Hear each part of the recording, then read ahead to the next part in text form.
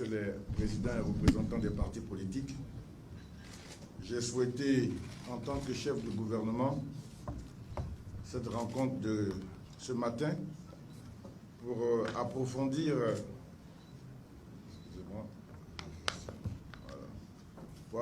la concertation entre le gouvernement et les partis politiques. Je considère que le dialogue doit être une quête permanente et il est important qu'à tous les tournants de la vie politique, nous puissions avoir ces moments d'échange.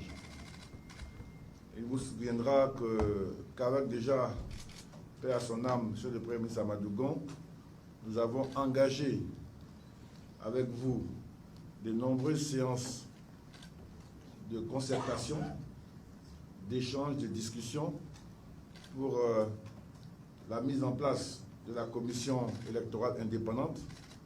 Nous avons également prolongé ces débats au moment de l'adoption du code électoral avec des innovations importantes telles que le parrainage et autres. Et aujourd'hui, nous sommes en pleine campagne électorale et j'ai entendu beaucoup d'appels au dialogue. J'ai entendu certains candidats annoncer publiquement dans la presse, sur les réseaux, qu'ils manifestent pour obtenir du gouvernement que nous puissions nous asseoir et discuter.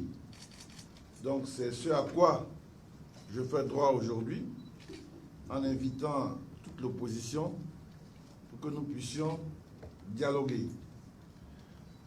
Et je peux vous dire que d'abord nous avons avec le ministre de l'Intérieur, de l'administration du territoire, invité les partis, les candidats à l'élection présidentielle ou leurs représentants.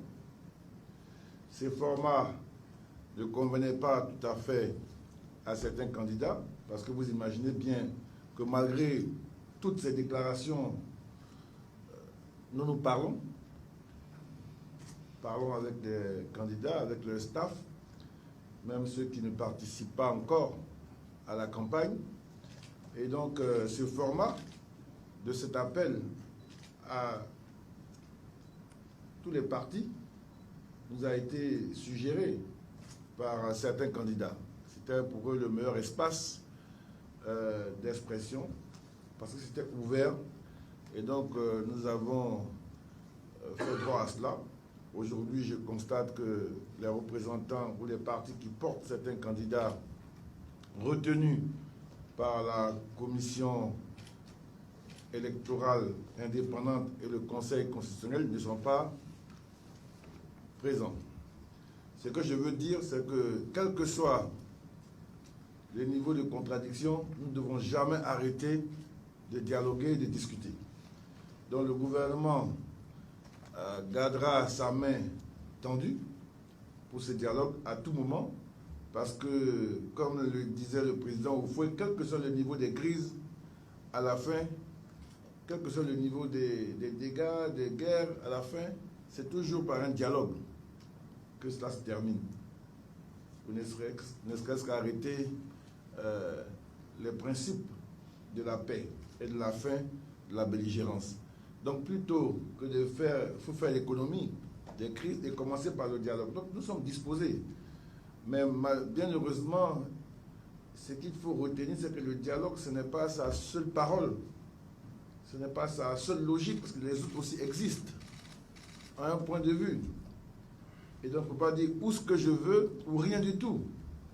Donc, nous avons souhaité, malgré l'absence de certains représentants de candidats, vous rencontrer, parce que je considère que les problèmes de la nation nous concernent tous, peuvent être portés par chacun de nous, et vous assurer que nous travaillons à veiller à ce que notre pays demeure en paix.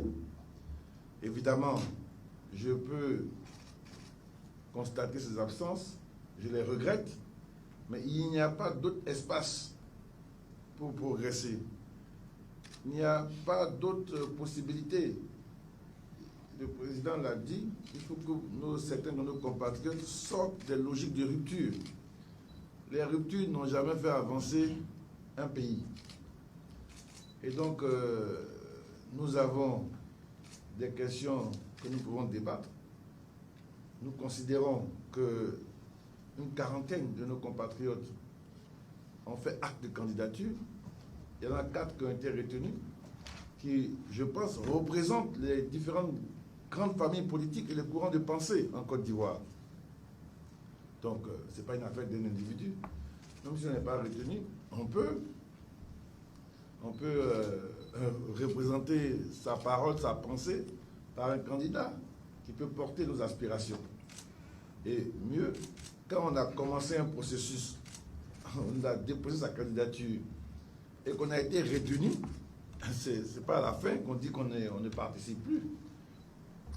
Il fallait ne pas donc déposer sa candidature. Donc il y a beaucoup de situations comme ça dont moi je voulais échanger. Moi je vous ai déjà dit, depuis ma prise de fonction, je veux qu'on se dise les choses, qu'on se parle clairement. Et je ne veux jamais ne pas me donner l'opportunité de nous parler. Je considère qu'aujourd'hui, dans un pays comme la Côte d'Ivoire, le respect de la Constitution, c'est important. Sur des questions d'interprétation de la Constitution, il peut y avoir plusieurs écoles.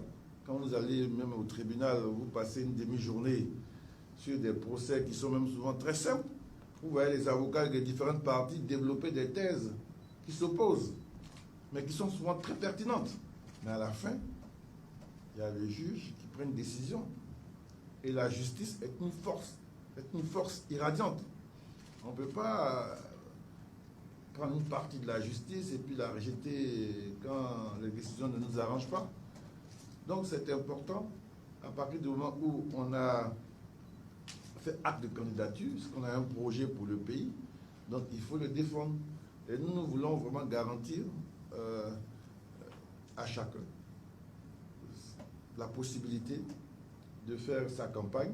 Nous espérons que les candidats hésitants ou les candidats qui appellent le boycott vont revenir à des meilleurs sentiments, parce que la réalité, elle est tout autre. La Côte d'Ivoire est en paix, la Côte d'Ivoire avance, et c'est important pour notre pays que nous ayons ces élections à bonne date. Parce que quand vous avez des situations de vide, c'est là justement que vous ouvrez la porte à toutes les aventures. C'est essentiel. Il n'y a aucune raison. Parce que j'ai déposé ma candidature.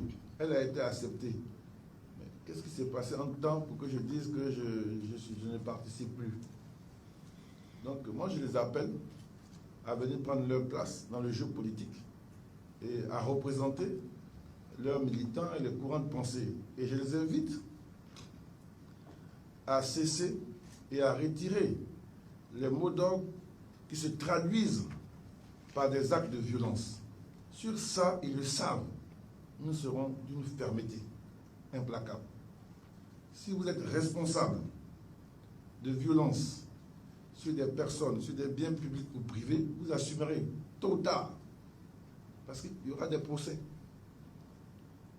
Aujourd'hui, nous avons 10 743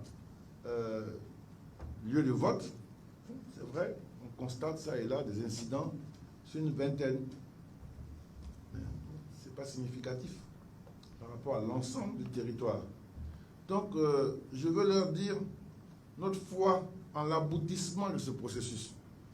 Donc, que les gens arrêtent de penser qu'il va y avoir une situation exceptionnelle qui va nous imposer des choses. On n'a pas besoin de cela, qu'ils viennent, que nous puissions discuter